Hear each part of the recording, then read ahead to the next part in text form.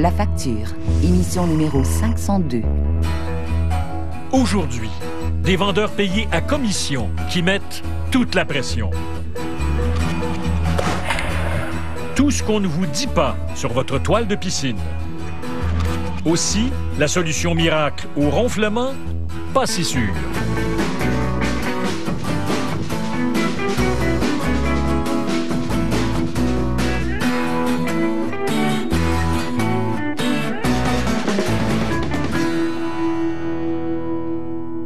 Bonsoir, bienvenue à La Facture.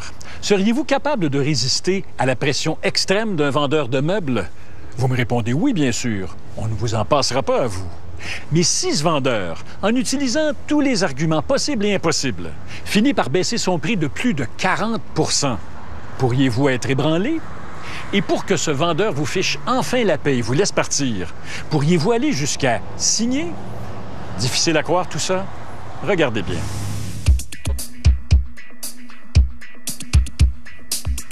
Ici, on ne fait pas les choses comme les autres. La compagnie Mondial Salotti invite les clients à se présenter en couple pour découvrir ses mobiliers variés. Des meubles de grande qualité, selon le directeur des ventes. Vous avez un produit européen, traité de façon semi-artisanale. Vous avez les plus belles poteries, vous avez les meilleures tanneries au monde, c'est en Italie. Donc tous les cuirs sont tannés là-bas. D'accord, vous avez les carcasses en lettres massif. Vous avez les sanglages tapissiers qui sont faits donc indépendamment. Tout ça a un coût de fabrication élevé. Rachel Bouchard et Gaétan Filion habitent à Saint-Ambroise, au Lac-Saint-Jean. Ils ont été invités chez Mondial Salotti à Alma. Ils ont d'abord été surpris par les prix. La première vue, j'ai au-dessus de 8 000. 8 000, c'est moins cher. Puis en montant, il est plus, mais 8 000 est plus. Et là, 8 000, oh. Fait que j'ai reviré de bord, j'ai dit, bientôt on s'en va. Oh, c'est pas notre portefeuille, ça. Bientôt on s'en va. Si les prix leur donnent le goût de partir, les techniques de vente les forcent à rester. C'est la première fois que je voyais des vendeurs courriels de balayeuses. Puis la pension anciennement, des vendeurs de balayeuses. Ensuite, le vendeur qui est arrivé, puis là, il nous a entrepris. Là. Ça a commencé, là, le grand show de séduction. Là. Ça finissait plus. Mondial Salotti a plusieurs magasins au Québec. La compagnie a démarré officiellement en septembre 2010. Elle est enregistrée au Québec, mais son président et ses vendeurs sont français. Pour eux, les Bouchard-Filion représentent la clientèle idéale. Souvent, ce sont des gens qui ont fini de payer le crédit maison, crédit auto, qui ont des moyens financiers un petit peu plus confortables et qui peuvent se permettre d'acheter des produits un petit peu plus luxueux, on va dire. Pour les attirer, on leur avait promis à leur arrivée une bague en verre de Murano et 2 montres. Tenez, madame. Oh mon Dieu. C'est la bague. Nous avons visité en caméra cachée un des magasins sur la rive sud de Montréal. Ah, ça, c'est les montres? Oui. Okay. On nous a remis les mêmes bijoux de pacotille. J'ai dit non, gars, on n'achète pas ça de salon aujourd'hui, on ne veut pas, on n'est pas prêt. Non, mais en parcours, je suis designer, je pourrais vous suggérer. Gars, c'est lequel vous choisiriez si vous en choisissez? Ben là, peut-être lui, là, sa couleur-là, peut-être, là. Ah ben là, OK, on avait choisi, là. Le prix de vente du mobilier s'élève à 8 400 $. Le vendeur commence d'abord par le réduire de 400.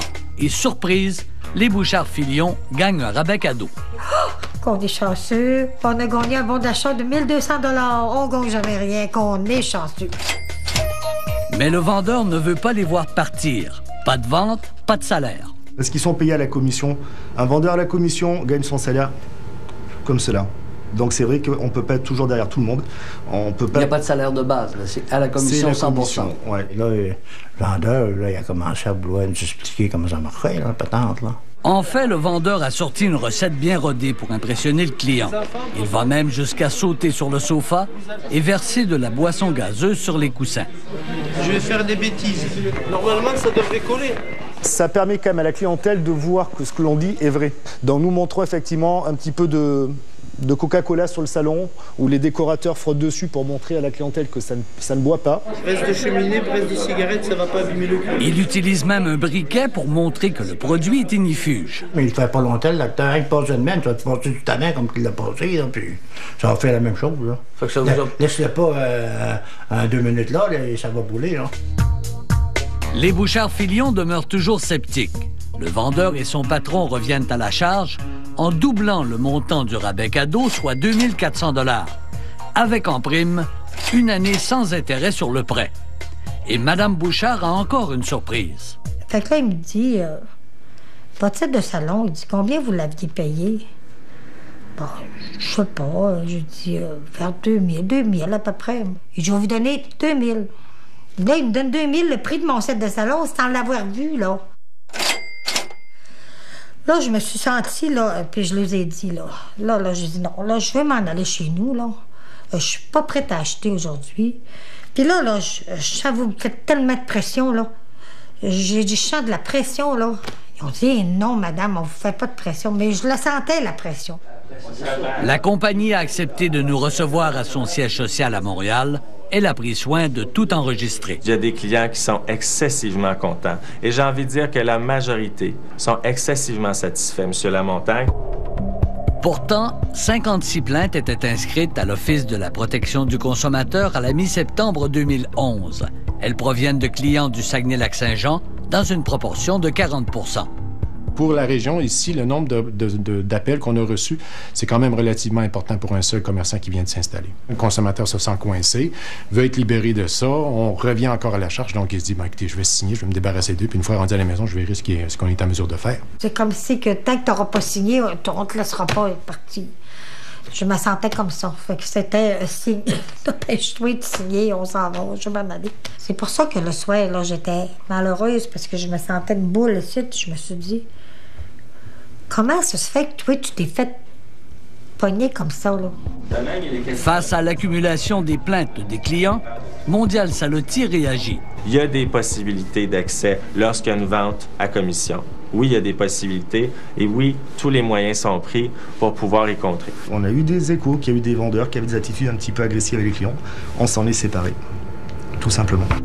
On découvre que des techniques de vente agressive du genre sont monnaie courante dans le domaine du meuble en France.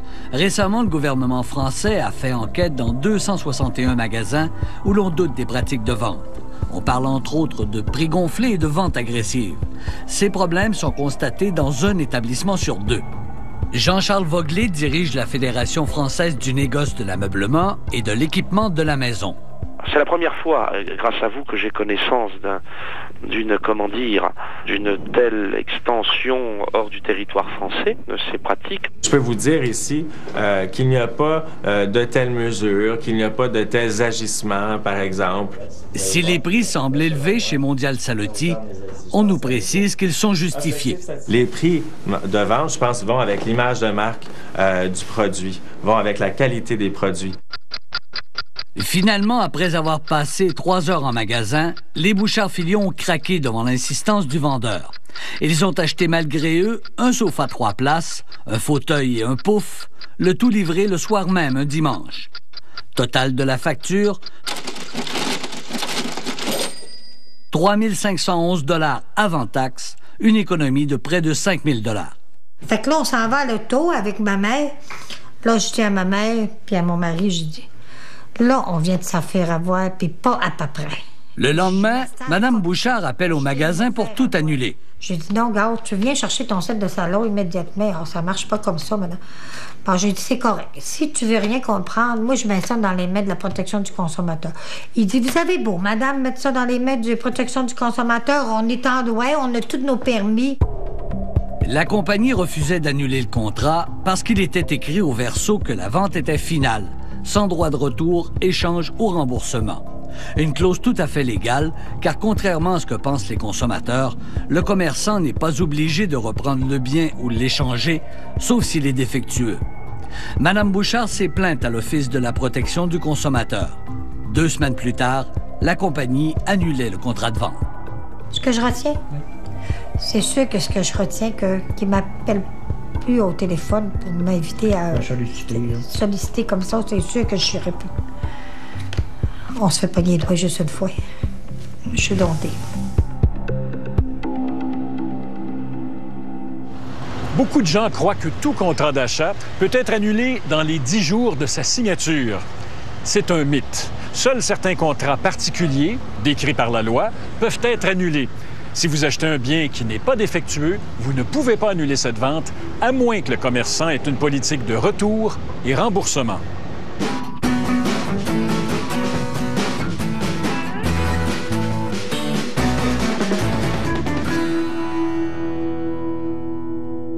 Le jeu du vrai ou faux maintenant. Vous êtes locataire dans un immeuble qui vient d'être construit. Au renouvellement du bail, vous n'en croyez pas vos yeux, votre propriétaire réclame une augmentation de loyer de 40 %. Alors, vrai ou faux, le propriétaire d'un immeuble neuf peut augmenter ses loyers comme il le veut. La réponse après la pause.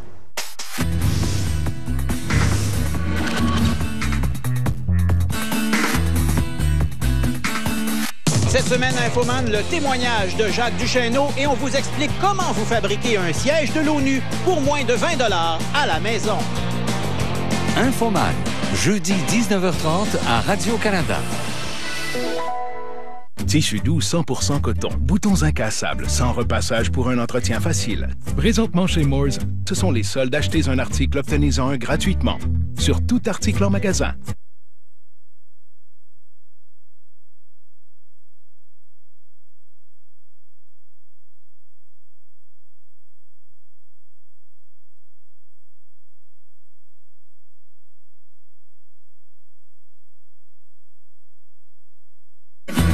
Vrai ou faux, le propriétaire d'un immeuble neuf peut augmenter ses loyers comme il le veut.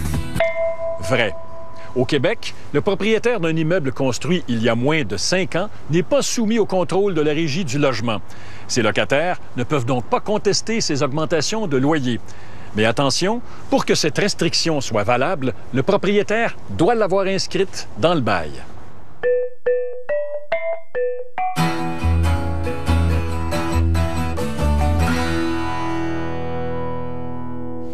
Savez-vous où il se vend le plus de piscines hors terre en Amérique du Nord? Au Québec. Tout un marché. 230 000 piscines hors terre installées sur tout le territoire. Si vous en possédez une, avez-vous déjà eu des problèmes de toile perforée? Ou alors, vous êtes-vous déjà interrogé sur la résistance de votre toile?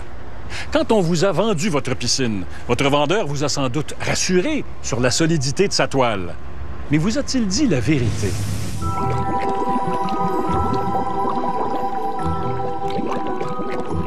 Cet homme est inquiet. La toile de sa piscine, qui contient des milliers de litres d'eau, est pas mal plus mince que ce que son vendeur lui a dit. C'est de la fausse représentation, tant qu'à moi. Selon l'entreprise qui lui a vendu la piscine, ça ne change rien. On la messira pas si on n'aura pas la performance. Je veux dénoncer cette situation-là que je considère inacceptable. Plonger dans les eaux troubles des toiles de piscine. Chez Robert Bélanger de Laval, tout est bien construit et bien installé. Tout ce qui est ici, le deck, tout, c'est moi qui ai fait ça au complet. J'aime le travail bien fait, oui.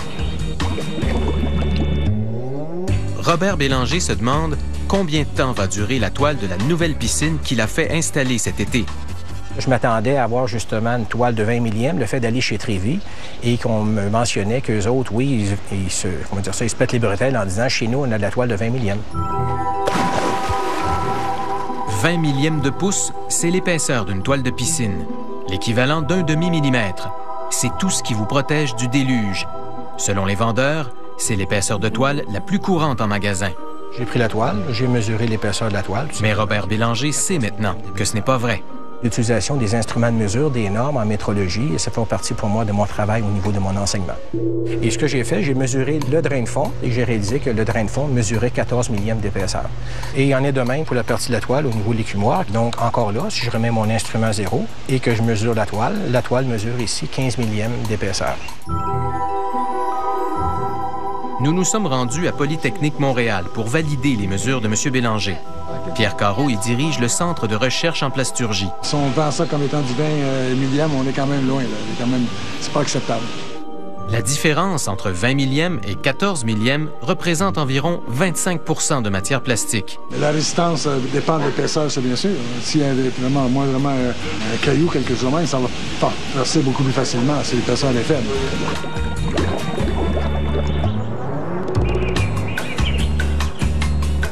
Nous sommes allés à l'usine de Trévy à Mirabel. C'est ici que les toiles sont coupées et soudées. Surprise, on y apprend que les mots 20 millièmes pour désigner l'épaisseur d'une toile ne sont qu'une expression. Quand on recule 40 ans passés, c'était un peu peut-être le début de l'industrie dans lequel les mesures étaient plus ou moins formelles, si on veut. Fait que c'est pour ça que ça a parti de là. Et aujourd'hui, mais le thème 20 millième a été utilisé avec des épaisseurs qui n'ont jamais été 20 millièmes. Auparavant, la plupart des toiles mesuraient 18 millièmes. Elles ont aujourd'hui 15, 14, voire 12 millièmes d'épaisseur. La raison? La flambée du prix du pétrole, principale composante du vinyle. Si vous faites le tour de l'industrie, que ce soit au Québec, en Ontario, au Canada, aux États-Unis, les épaisseurs ont baissé pour être capable de garder un prix vendant de toile qui se tient. Selon Clément Hudon, la nouvelle toile de Robert Bélanger est plus durable que sa précédente parce qu'elle ne contient pas de vinyle recyclé. La toile de vinyle vierge est blanche. Celle contenant du vinyle recyclé est colorée. Mais tous les fabricants ne sont pas du même avis. André Baudry, de l'entreprise Aquafab, fabrique des toiles un peu plus épaisses, 16 millièmes. Selon lui, l'épaisseur est essentielle, quitte à y mettre du vinyle recyclé pour maintenir un prix abordable. On peut penser que le vinyle vierge va nous donner une plus grande résistance. Par contre, lors de la production d'une toile de piscine hors terre, on va souder 2 morceaux de vinyle ensemble. À partir de là, l'étirement, s'il y a lieu, la toile va rupturer au joint ou juste au-dessus du joint. Donc, la soudure est beaucoup plus importante et un vinyle plus épais va nous permettre une meilleure soudure. C'est aussi ce que pense Pierre Carreau de Polytechnique. Moi, j'en ai une chez moi qui était beaucoup plus épaisse que ça, qui a duré 20 ans d'ailleurs. Je suis très satisfait d'une toile qui dure 20 ans, mais aujourd'hui, est-ce qu'une toile comme ça va durer 20 ans? J'en doute.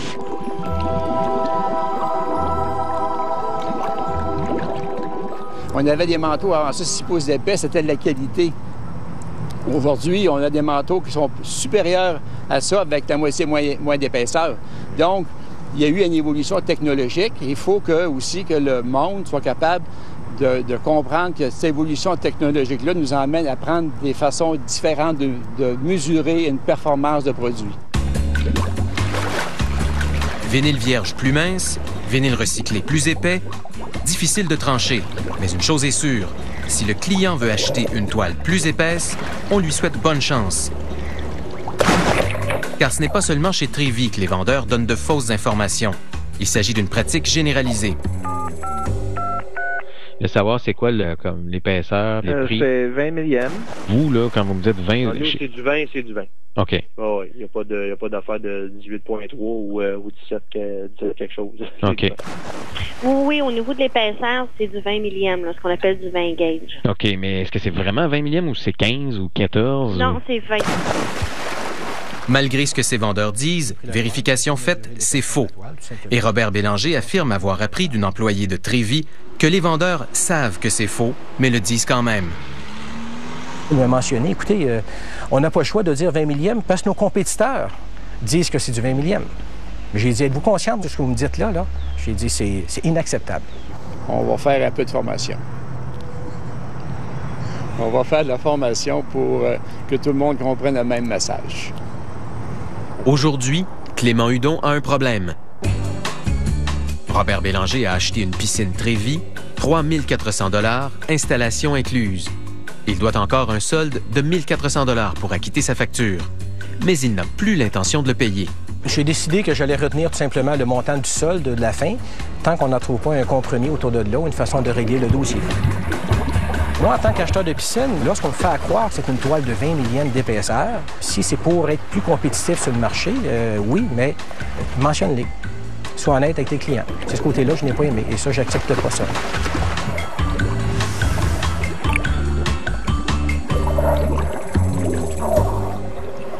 Le patron de Trévi ne sait pas encore comment il réglera cette affaire.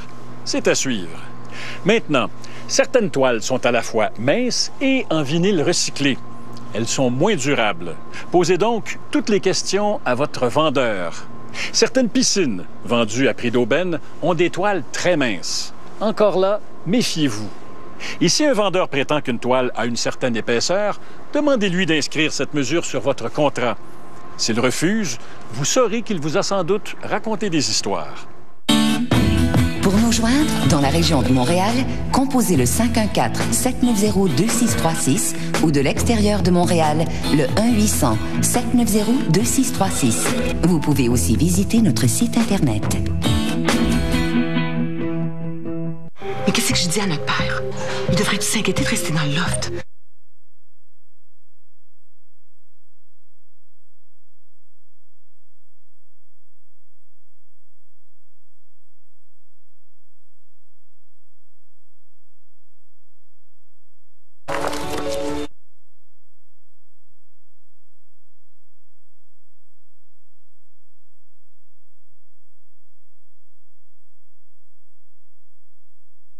médecin trouve-t-il?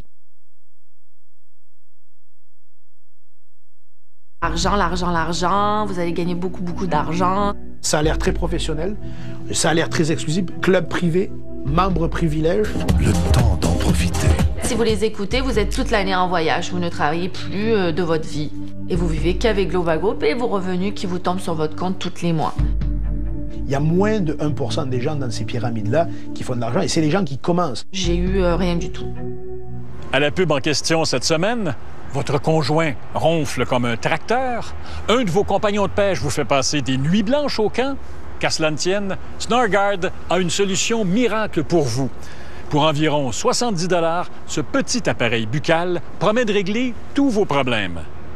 Nous avons consulté une orthodontiste, un pneumologue et un spécialiste de la gorge et du larynx. Ils ne sont pas tout à fait de cet avis. Voici ce que démontre une étude menée auprès des ronfleurs.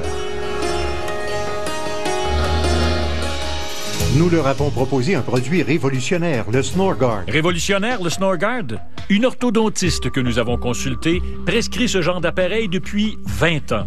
Ces orthèses sont cependant ajustées à chaque patient et valent donc plus cher que le Snorgard.